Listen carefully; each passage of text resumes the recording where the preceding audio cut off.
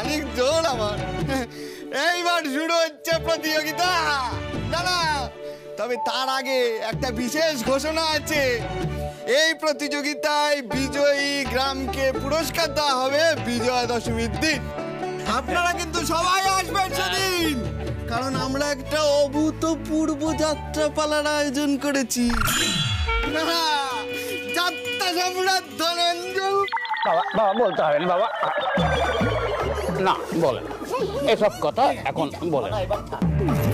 বস বস বস এখানে। আচ্ছা, আমার কিছু কথা ছিল। তোমরা দুই গ্রামের দুজন বিজ্ঞ বাজি, তাই তো? শুধু ঢাক বাজাতে জানলেই হয় না, ঢাকের সম্পর্কেও জানতে হয়। আমি তো ঢাকের গন্ধ শুকে বলে দিতে পারি কোন কাঠ আর কোন চামড়া দিয়ে তৈরি। এবারেও ডোবাবে মনে হচ্ছে। দিদি আচ্ছা তো খুব কথা বলছো। একটু ঢোক, কি করবে বলো? আচ্ছা, তুমি তো এত কিছু জানো, বলো তো ঢাকের কাঠির আওয়াজকে কি বলে? এই সেরেছে, ঢাক আমি অনেক বাজিয়েছি, আর আজ সকালে ঢাকির সাথে ভাব করে অনেক কিছু জেনেও নিয়েছি।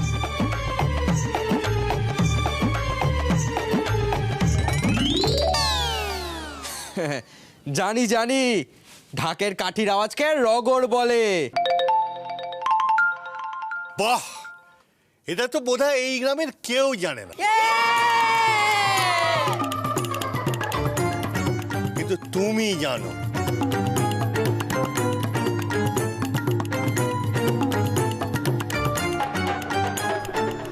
গরসা, তার মানে আমরা এতক্ষণ ধরে নবাব পুত্রকে ভুল ভাবছিলাম। এত কিছু কখন শিখলো? আচ্ছা, এবার খেলার নিয়মটা শোনো সকলে। 15 সেকেন্ডের বল বাজাতে হবে। একজন বাজাবে, আরেকজন তার উত্তর দেবে। লক্ষণরা আগের বার পরীক্ষায় সেরা হয়েছিল, তাই ওরাই আগে বাজাবে।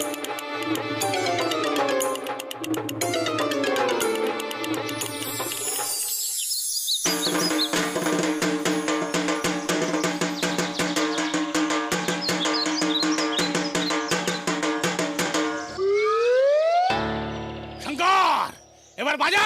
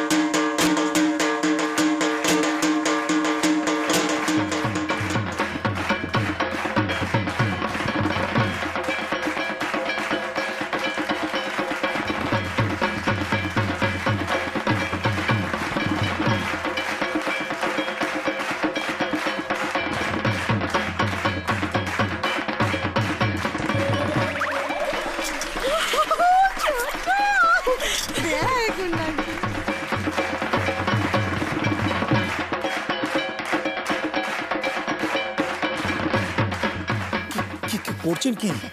শঙ্করের ঢাকে আপনি নাচছেন কেন এর ভাবে? দুও দেবে তো লোকে। নাচ নাচ, ঢাকের কি আর কোনো ভেদাভেদ থাকে রে পাগল?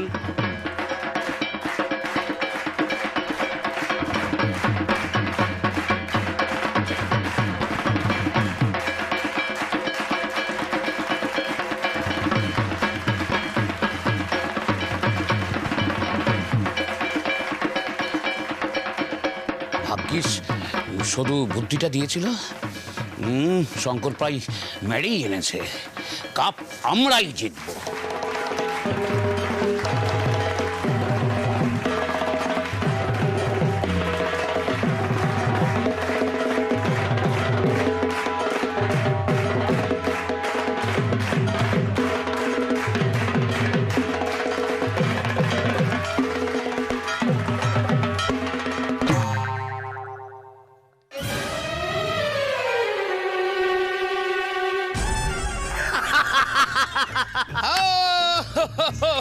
দুও দুও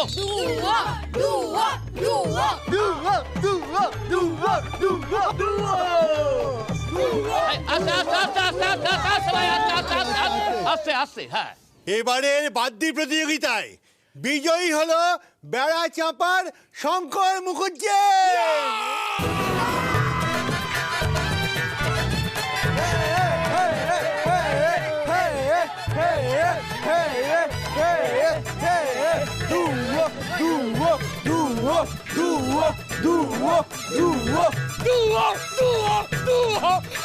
আসুন আসুন, আপনি আসুন।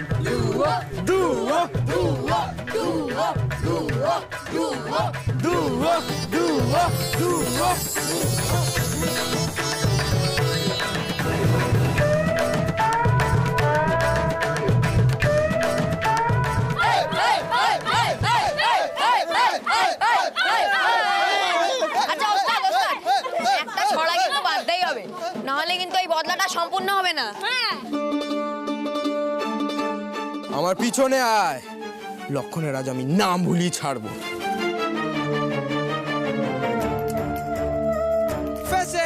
ফেসে গেছে লক্ষণের ঢোল, বেড়া চাপা জিতে গেছে, সবাই আওয়াজ তো বলে বলে বলে সবাই দুর্গা মায়ের জয় বল, দুর্গা মায়ের জয় বল, দুর্গা মায়ের জয় বল।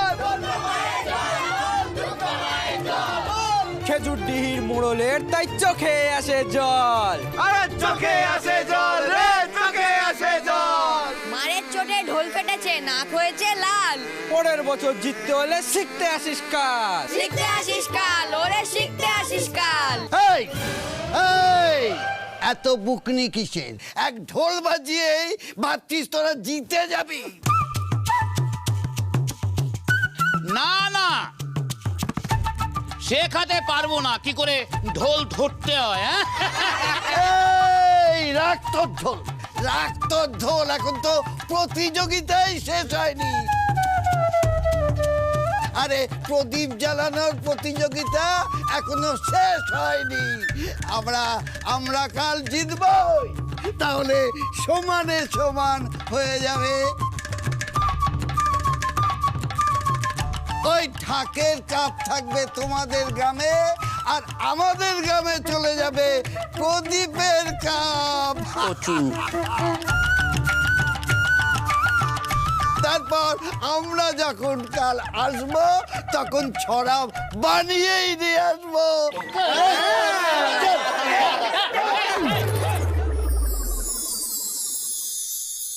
সিদ্ধিদাতায় আমাদের পরিবারের ছেলে গায়ের মুখ উজ্জ্বল করলো। তবে কার বেটা? আমার বেটা বলে কথা। ও মারে, ও ছোট, সব খেতে তো নিজেই নিবি নাকি? হ্যাঁ, এইটা বল, যে মেজাটা না খাওয়ালে না পড়ালে এত শক্তি হতে পারতো? ঢাক বাজাতো কি করে? আর আমি যে রেঁধে বেড়ে খেতে দিলুম সারা জীবন ধরে।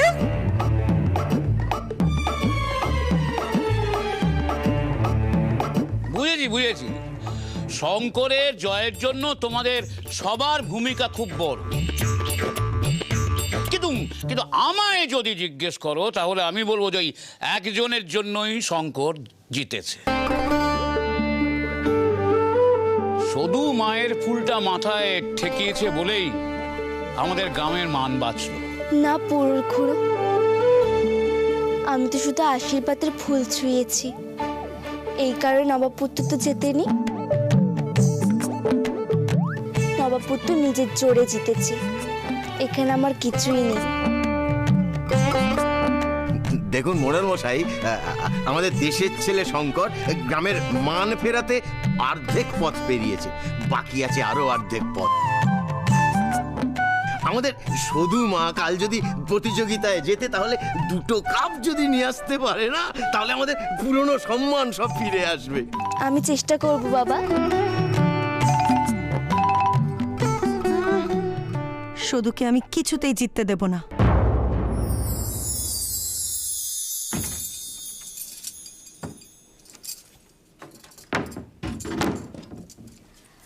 ভাত বানাতে হবে, আর ওবেলা তো ডাল আছেই, মাছ করতে হবে, তরকারি করতে হবে, তার সাথে কি ডালের বড়া আর বেগুনি ভাজবো।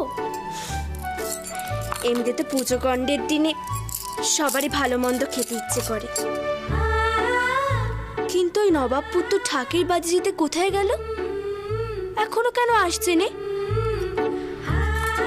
হে মা দুর্গা, তুমি ওর মাথে একটু সুমতি দিও। এই সদু, কার সুমতির কথা বলছিলি রে? এই সকলে মা দুর্গাকে বল তোর মাথা থেকে পাকা মুখগুলো বের করে দিতে। তোমার দেখছি আমার পাকামণি খুব জ্বালা। উফ! এই এই এই এই সদু দাঁড়া, ভেতরে চল, কথা আছে। কি কথা? আর ভেতরে গিয়ে বা কেন বলতে হবে? বাইরে থেকে বলা যাচ্ছে রে। শোনো, তুমি যদি আমি উল্টো পাল্টা কথা বলো, তাহলে আমি দাদুকে কি বলে দেব। তখন পুজো করতে তোমাকে ধোলাই খেতে হবে, আর আমাকে তুমি কিছু বলতে পারবে না। উফ, তুই তো কথা বলিস কি জন্য রে? ভেতরে আয় দিকে। আরে কি হয়েছে সেটা তো বলো। এই নে।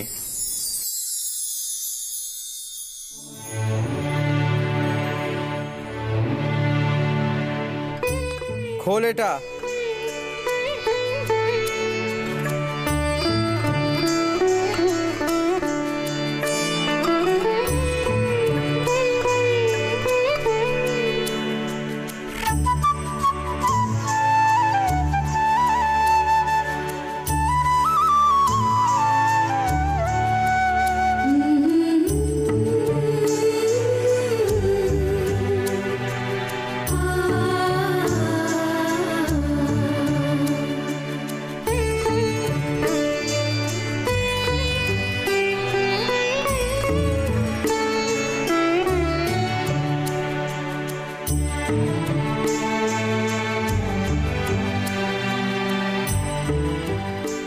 এটাই তুই কাল পড়বি, এটা পড়ি তুই অঞ্জলি দিবি।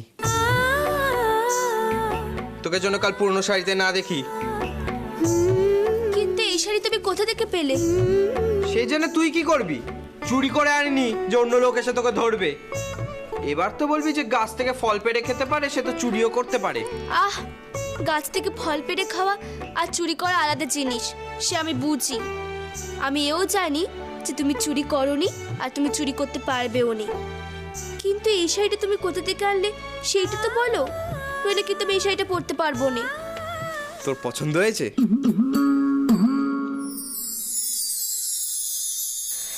খুব পছন্দ হয়েছে, কিন্তু এই শাড়িটা তুমি কোথা থেকে পেলে সেইটা তো বলো। ঢাকবাজি যে টাকা পেয়েছিলাম, সেই টাকা দিয়ে এই শাড়িটা কিনেছি।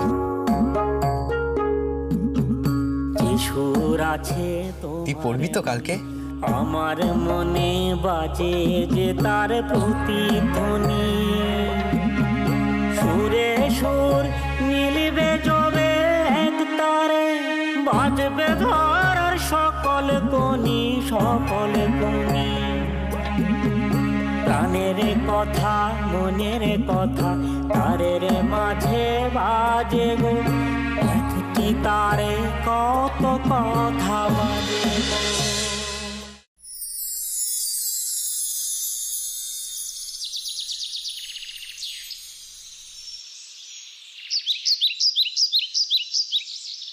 বলি চোখ উল্টে শিবলিত্তর হয়ে বসে থাকলে কি সংসারের মঙ্গল হবে? অষ্টমী পূজার ডালা সাজিয়ে পাঠাতে হবে তো, নাকি সেসব পাঠ চুকেই গেল? ও মানে বলছি বদ্দি, ওই ডালা টাকাও দেব, আবার সব অকথা কুকথা দুর্ভোগের মেজো তরফে এসে জুটবে, তা তো হয়নি। কথা শোনাচ্ছি দেশে। আমার স্বামী সংসারে এখন টাকা দেয়।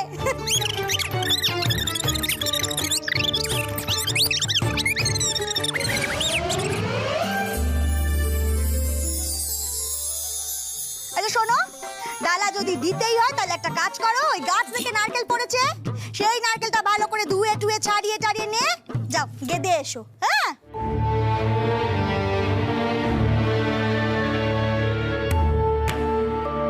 আমার স্বামী সংসারে টাকা দিতে পারবে না ডালার জন্য।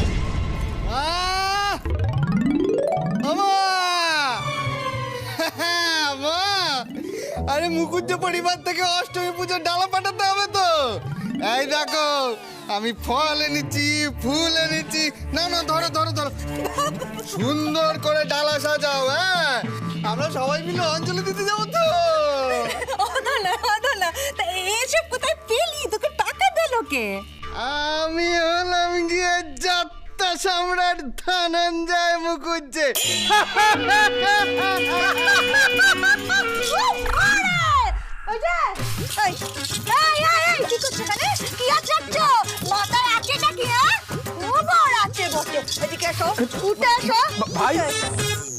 এদিকে এসো। তুমি হলে একটা বোকার হদ্দ, বুঝেছ? দেখে রাখো, এগুলো সব ভাইকে দেখে রাখো, সব কটাকে দেখে রাখো। সবার টাকা আছে, সবার আছে, কিন্তু ঘর তোমারই ভাঙবে। সব দিলে বাপরে। দেখো মা, ও মা,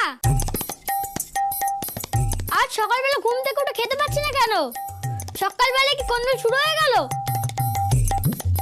আমার পেটের ভেতর কিন্তু বংশের বাজনা বাজছে। গয়সা, আজকের দিনে অষ্টমী অঞ্জলি দেওয়ার আগে কখনো খেতে নেই। আমি অঞ্জলি দিয়ে এসে সবার জন্য খাবার বানিয়ে দেবো, কেমন?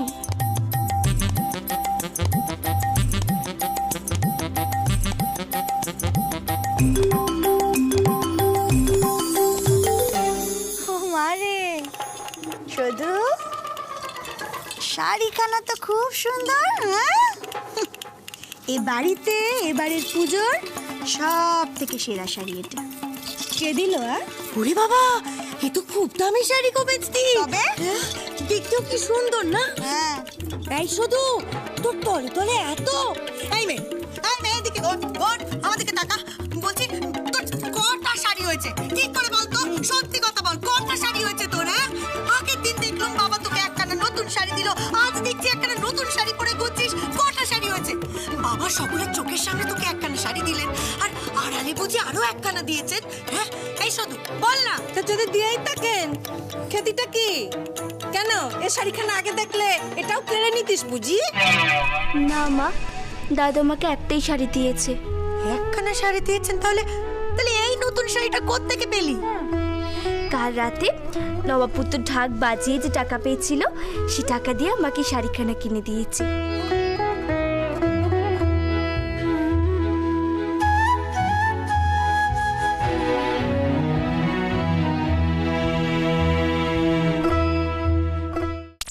হায় কপাল, বাবু শোনা, বাবু শোনা, এটা কি করলি তুই? জীবনের প্রথম রোজগার এই মেয়েটার পেছনে জলাঞ্জলি দিলি? ও মারে, ছি ছি ছি ছি ছি ছি ছি ছি ছি। শঙ্কর, এই তোর বাপ তো এই সংসারে একটা টাকাও দেয়নি। তুই টাকাগুলো নিয়ে তোর মনে হলো না ওই যে ওই মানুষটা দাঁড়িয়ে আছে তোর মেয়ের জ্যাঠা, মনে হলো না যে তার হাতে গিয়ে টাকাগুলো দি? কি রে, তুই সেটা না করে কি করলি? লাফাতে গিয়ে তোর বউয়ের জন্য তুই শাড়ি কিনে আনলি। বেশ করেছে কিনে দিয়েছে। খ্যাতিটা কি হয়েছে? ওর বাপ সংসারে টাকা দিতে পারে না বলে কম কথা তো শুনতে পাই না ওদের। সারা জীবনে শান্তির ভাত ওরা কখনো খেয়েছে? আর তার উপরে এই ছোট ওর পুজোর নতুন শাড়িখানাও কেড়ে নিয়েছে। মারে, তাই তো। কি গো দেখছো সব? হ্যাঁ, দেখেছো? ভাইপোর থেকে শেখো না। দুয়ানা রোজগার নেই, অথচ কি করছে না, বউকে শাড়ি কিনে দিয়ে 16 আনার ফুটুনি মারছে। দেখেছো? বলছিলাম কি বর্দা, বলছি বর্দা, তোমার ওই ব্যবসার থেকে একখানা শাড়ি আমাকে দেবে না তো? ভাইপোর কাছে খুব ছোট হয়ে যেতে হবে। সিদ্ধিদাতায়ও এখন তো হাট বন্ধ, মানে পুজোটা যাক তারপরে না হয় নিশ্চয়ই দেবো। অসদু, এখানে দাঁড়িয়ে থাকলে সারা পুজো এমনি করেই কেটে যাবে। তার চেয়ে আমার সাথে চ, ভালো করে পুজোর ডালা সাজিয়ে মণ্ডপে নিয়ে যাব, বুঝেছিস? ধর না, ফুলটা দে। শুধু ধর ধর ধর, চ ভালো করে। আর তোমরা এখানে দাঁড়িয়ে দাঁড়িয়ে যাত্রার পালা করো।